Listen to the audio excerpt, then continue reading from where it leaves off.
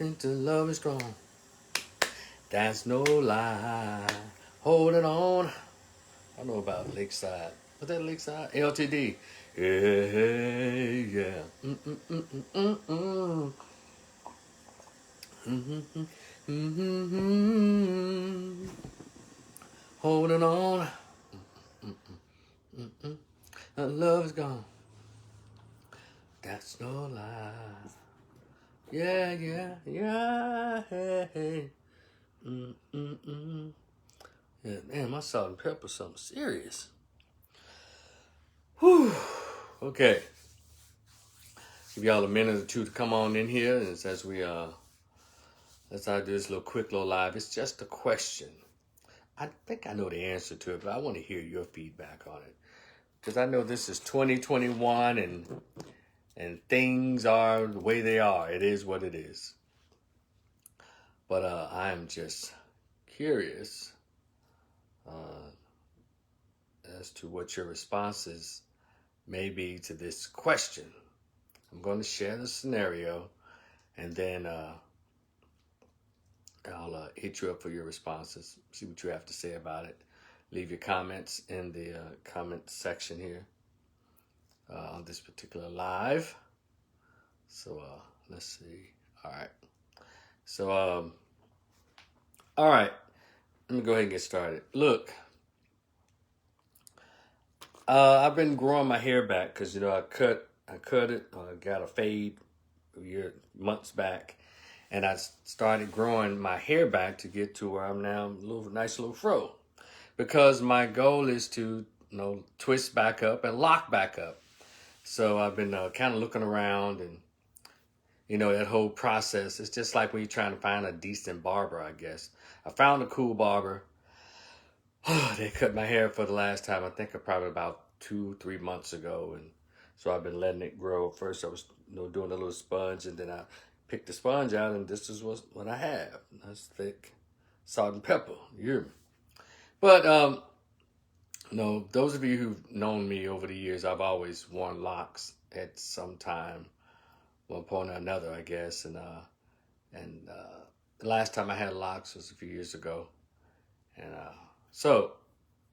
I'm thinking 2022, get it twisted back up, and I'm going to start, I guess, growing my locks back. But I'm not going to grow them long, just down to probably right here on the shoulder here, and just stop it right there. Then keep it at the ear, something like that.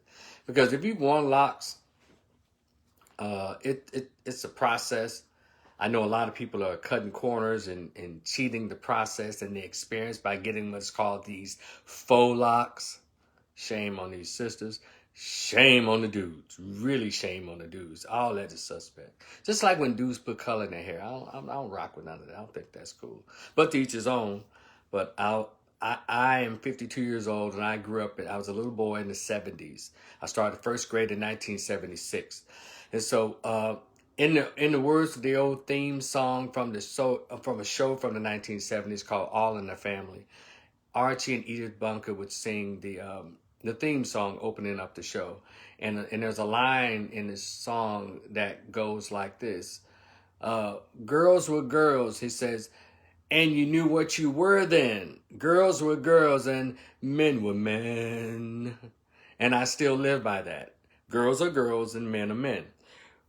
Girls wear pink, boys wear blue. That's how I am. But I know stuff is changed, and so the lines of what is a man, what is a woman, that line has been blurred. You see a lot of guys doing a lot of suspect things.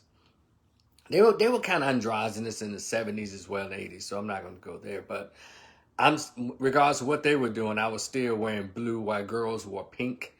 I didn't put color in my hair. When I had locks all the way down to right here, shout out to my girl Pearl Walker, who did probably the first nine years of the maintenance. I still maintain what men and boys are supposed to do and how we're supposed to look. And so the only color that's in my hair now is the color that comes with being a human being, and that God allows us to get as we get older. Some people get what's called premature graying, and my goal is to hopefully evolve into a silver fox. So And but I thought about it, so maybe I may I've seen ladies get what's called that silver rinse to give it that shiny glitter. Who knows? I may pop in when my hair is already gray. I may do a little pop in a little silver or something. Who knows? I don't think that'll be really breaking the law. But again, all these colors that I see mothers are putting on little boys' hair, like blonde and there's some maroon and some and boys' hair now. Bad enough we see the little junior high school black girls wearing all these weird, wild, blonde, platinum, and all these ugly ass colors. But anyway, I gave that preface statement to say this. I found a couple of places. I went out in Arlington and found a couple of places, and I'm looking around Dallas and stuff. And I went to a place on yesterday, and I just inquired about who I can connect with to restart my locks, right? And a young man, very nice young man, he obviously worked there because he had locks all the way down. I mean, he probably grown his probably like 12 years. I grew mine like 10 and a half years the first time I did it. And so I ran across a young lady, and she's like, hold on a minute. We'll have someone talk to you. And so the young man came up, and he said, yeah, man, go to the website and all this, look for consultation. And I asked him, I said, you do locks? And he said, yeah, man. And so I'm like, okay, cool, I guess. And so he led me to his to the website, and so I had to book a consultation. But before I booked the consultation, which I haven't booked one, I posed this question to him. I asked him, so, bruh, I said, do guys, I said, do you wash and shampoo men's hair? He said, yeah. And you do the locks as well? You twist men's hair? He said, yeah. And I just flat out told him, should I decide to do a consultation or decide to get locks at this particular establishment, I'm not going to allow a man to shampoo or wash, condition my hair, nor do twists on my hair.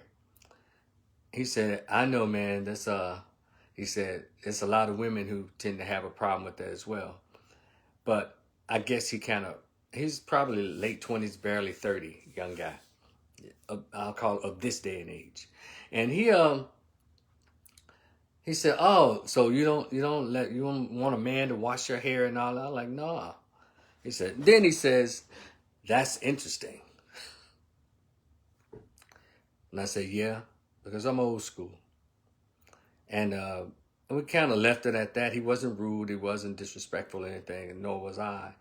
But it caused me, as I walked out of that establishment, realizing I probably won't book a consultation or probably won't get my hair retwisted by this particular shop.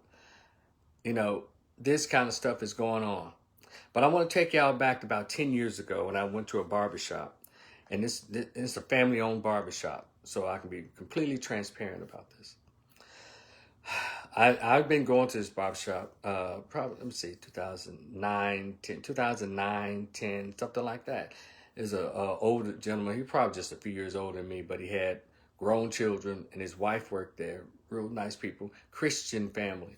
I came in one time. I guess I was sweating. My hair was sweating. He said, come here, man. Big old dude. He said, come here, man. And so he put my hand on the sink, and he washed out the sweat in my hair. And I like, God, no. You know, but I knew he was okay dude, but I didn't care for it. And he dried it off. Zzz, and it faded me up.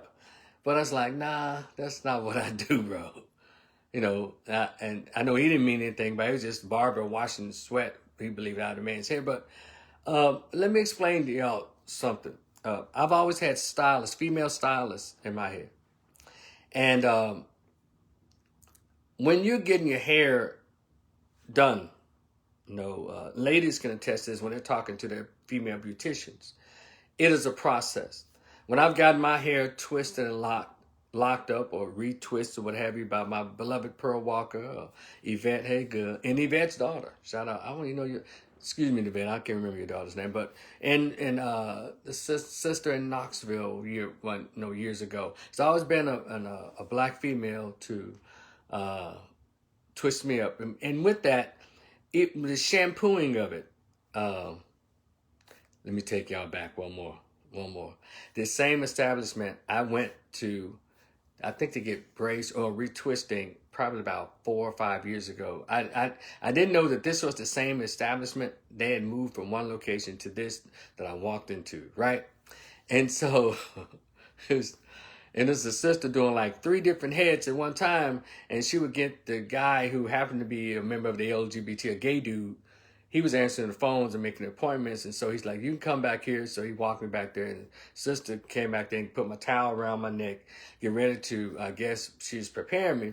All I know is I saw her leave, and I put my head was in a bowl, and I raised up, and I was like, "He's not finna wash my hair." And just so happened I didn't have to pose the question because she came right on over and started conditioning, pre-washing, and all that. So okay, there's some close thing to that. But and the guy who I spoke to at the place on last night, he wasn't gay either. But I mean, he wasn't gay. So for those who are like, well, that's homophobic and all that, nah. And but like, by the way, that's not a real word, so that shit doesn't work on me. It's like bullets to Superman. It's about sexist, homophobia, misogyny. None of that works on me. So because I grew up in a particular 70s and 80s and that kind of, you can't shut me down or make me feel or shame me with those made up feminist, disgusting liberal words. So having said that, and I'm not a Democrat, so none of that stuff sticks to me. So I left there, and I said, we moved into some hell of a times. So guys have really become laxed on what a man is, and the roles and the lines and the behavior of men. And I've always told myself I can't control anything outside of my household, outside of my apartment. I can't control or dictate anything that goes on in society, but I control everything under my roof. And I can control myself, and I can stand firm on what I believe. And when he said, that's interesting, I wanted to press upon him to expound on what do you mean by interesting? Why did my refusal or my presentation of a possible future, or no, a definite refusal of a man taking his fingers and scratching my scalp and rubbing my head and lotioning up, lathering up in my damn head, why would that be interesting to you? And so before I went back to add some more information, I was embarking on a story of what the process is when you're getting your hair washed, done, and locked, or whatever style, with your stylist. And it is an intimate occasion. It is an intimate process. When a woman's washing my hair, it is an energy, and it is an exchange of energy. Masculine meets feminine energy when she's washing my hair, and she's a few times real attractive. So you got this cutie pie woman lathering and massaging your scalp and speaking in a way in which she is qualified to do natural hair. Because you got a lot of Kikis and Shaniquas and Terikas out there. Ooh, I do dreads. They don't understand. But you got a real sister who is studied and understands the connectedness of hair to our people as it relates to it coming in ethers and all of that. See, if you're a real natural hairstylist, you've done the reading on who we are as a people of African descent, you'll understand the conversations that we have. It can go from, it's not political, but it's just a conversation. There is a rhythm in her tone. There is a soothingness. That is a hint of a sensual experience when she's talking to you. And she's not doing it on purpose. That's just how she flows in her energy. Get it? And that was one of the highlights. And whenever I had gone to get my hair locked and retwist, hopefully it was by an attractive woman. And we just talk, and she was just, lathering up and ask you about you. You ask about her. Sometimes these people can become like your own counselor or therapist under that bowl, and that's their twist. And she's twisting your locks, parting and twisting and all of that. It's a process. So I know damn well I want to share that level of intimacy with a dude, washing my damn hair and all that. And it's almost as if when we talk about how rap music or society at large has, or I'll say white corporate America has taken prison and made it part of the community or society. You know, when they used to wear Dickies on the West Coast, those are prison clothes. And a lot of the prison behavior has been brought out into society and taking men out spiritually. Starts mentally and start taking men out, physically. Carter G. Woodson said in his book, The Miseducation of the Negro, he said, once you control a man's thinking and his mind, everything else is quick to follow, easy to follow. And I've always been protective of what goes in my head, because what's in my head shows I hear, and it also dictates my behavior. Got it? And so there's a reason when I tell people I don't watch what I call, and y'all close your ears, I don't watch nigger shows. I don't watch P-Valley. I don't watch Lovecraft Country. I don't watch Black Mafia Family. I don't watch Power. I don't watch Power Book 2. I don't watch any of these nigger shows that pushes out Negroidian spirits. I don't watch that. I keep my TV dial on, or my channel on, Ion TV, Cozy TV, with shows like Chicago, reruns of Chicago PD, Blue Bloods, NCIS Los Angeles. I watch The Nanny, Frasier, Little House on the Prairie, Highway to Heaven. If I watch regular TV, all of it's regular TV, I guess. I watch This Is Us. Shows like that. And I've been sneaking over and watching all kinds of people because it has Yaya DaCosta. Has her on there, and I've been checking it out and ignoring some things. But I don't watch all these weird-ass shows that get all these weird-ass images, because I came up in the 70s and 80s when Sesame Street and Electric Company and the Letter People and all that stuff educated us, and Schoolhouse Rocks. You know, they taught us better, so I know better than to allow myself to be inundated with today's liberal foolishness. And you say, well, Rico, what the hell's all that got to do with you refusing to let a man shampoo your hair and twist your locks? Has everything to do with it. Because let me give y'all a perfect example of how it works. Samson in the Bible was strong as all men. Strong. Couldn't take him out. But he sent in what we refer to now as a Brittany Renner, but he sent in Delilah, the Jezebel, to break him down.